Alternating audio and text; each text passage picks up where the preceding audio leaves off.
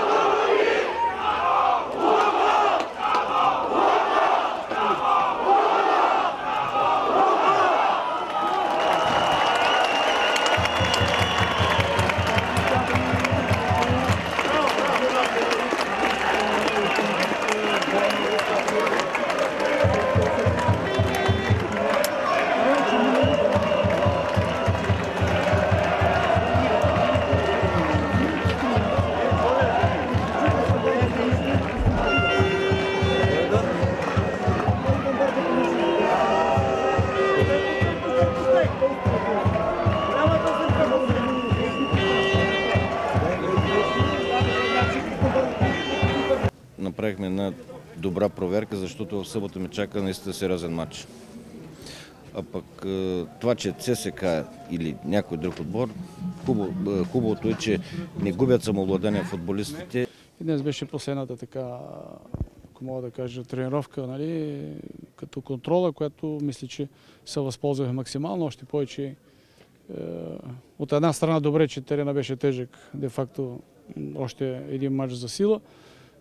От друга страна малко или много така усложни и даде възможност на повече грубости, които съдията направи всичко възможност да с картоните, които показваше, да пресече така грубите единоборства. Приключи ли играта на нерви с Лудогорец? Вижте, в футбола нервите никога няма да приключат. Това е нещо нормално, да има напрежение, да има провокации, да има интриги.